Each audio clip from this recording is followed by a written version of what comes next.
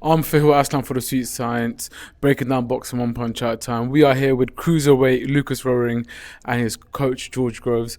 Lucas, seventh out of professional outing, tough fight. I just want to ask your opinions on that fight of yours. Yeah, it was a very good acid test. You know, got caught early on, being silly on the break, not being fully switched on. But then from there, took control of the fight and done what I needed to do. Controlled him with a jab, picked him apart, and yeah, fair play to him. He come to win, and very good test for me at the end of the year. For sure.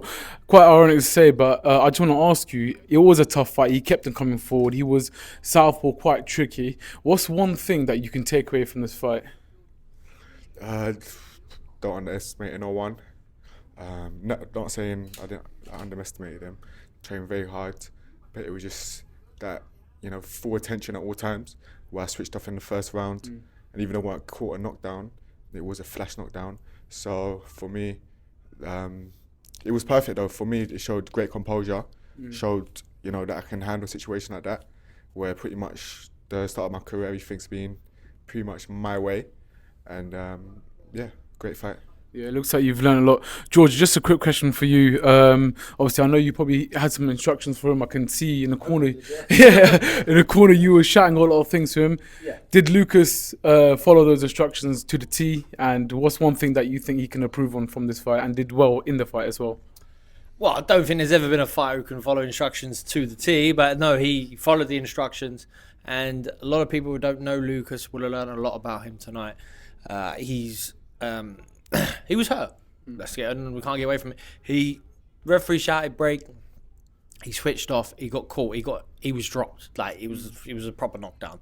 And he hasn't had time to look it back. I haven't had time to watch it back. But I know he was hurt, and he was hurt in the next round as well. Like the guy, a good opponent, strong, took his chances. Yeah, but what a champion display, a champion mindset where he had to recompose. You have to go back to what you need to do, and sometimes the emotion underneath the bright lights in front of your friends and family, starting the show on terrestrial TV, emotion could have got the better of him and he could have gassed, but he didn't. Like, he got back to his boxing and he hurt the guy in front of him. The next round, I think it was, as I say, I need to watch it back. He then drops him for body shot, but again, doesn't get too gung-ho, doesn't get carried away. He knows that we're up to 8 rounds now. These guys in front of you are tough. It takes time to break him down. And he could have well stopped the fella tonight. But maybe it is a blessing that I've never seen him have to work that hard in sparring. We've been working together for nearly 2 years. And he sparred some of the best guys in the world. He sparred heavyweights. He's never had to work that hard. So I found out a little bit about him tonight, and I'm proud of him. I'm proud of him for, digging deep, but more so just not panicking. He didn't show me any panic, right? I sat down, he was listening in between rounds, and he made the adjustments, The guy's southpaw, tricky. We didn't get a lot of southpaw sparring for this. If anything, we were preparing for an orthodox fighter. But that's boxing. This guy's southpaw. He comes out and he was effective with the southpaw backhand, the left hand, right? I said, give yourself distance and see it coming. And then as soon as he done that, he started making a miss with it rather than coming out high and getting caught with it.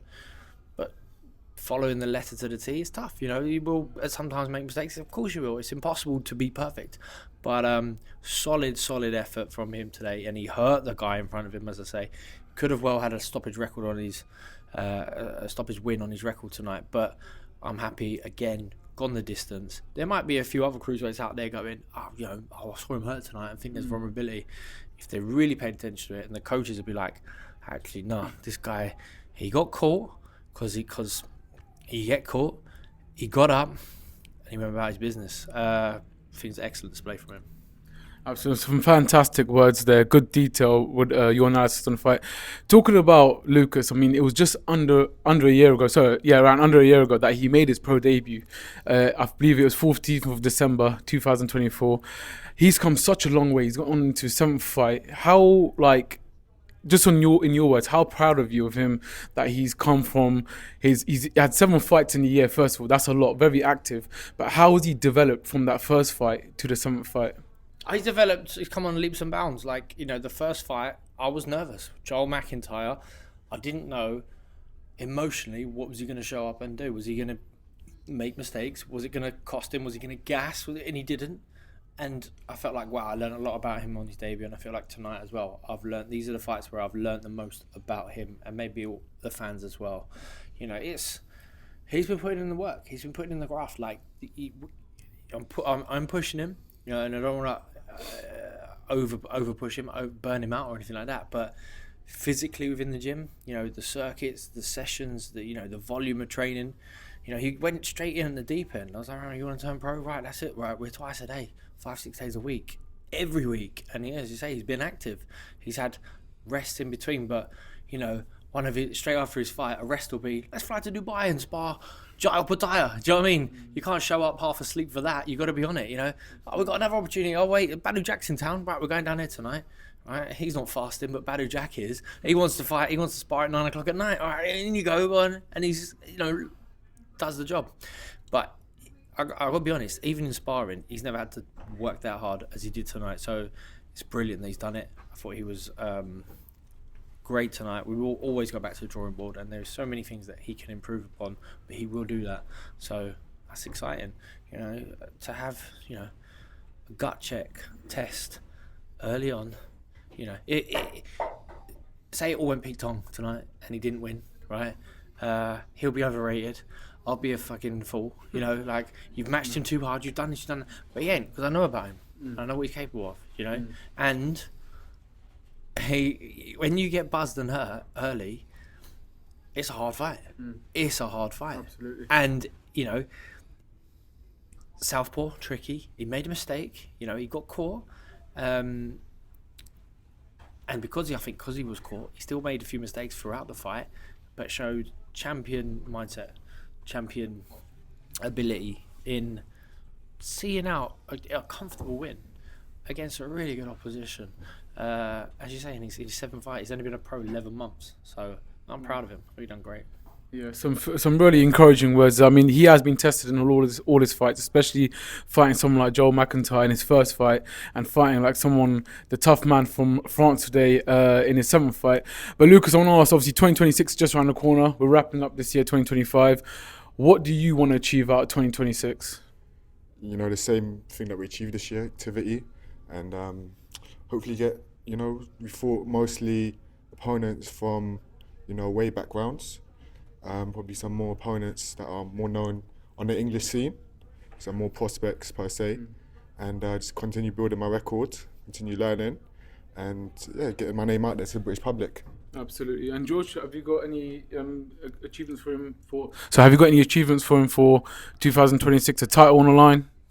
No, not yet. We're building, and we're gonna see, and when those times and opportunities come, he'll be ready to take them. But he's got a little cut that we're gonna heal now. So I think we haven't got a fight scheduled in December. We'll rest up till the new year, and then start next year on the front foot, and see what it's about. There's cruiserweights are exciting at the moment in terms of we had a few champions, Lawrence Okoli, Chris Billum-Smiths, and the likes, but them guys sort of either moved up or moving on.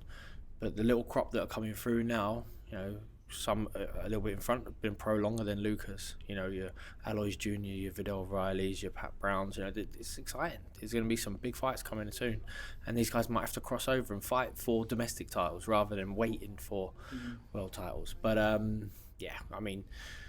he's still a baby, he's still a prospect. He's still 7 fights in. We don't need to be chasing anything per se. I'm just we're doing the good work in the gym. We're working hard in the gym, and we'll see what comes about. That's fantastic. Very exciting time for the cruiserweight division, especially even on the domestic scene. So that is the sweet science. Thank you. Perfect. Thank you, guys.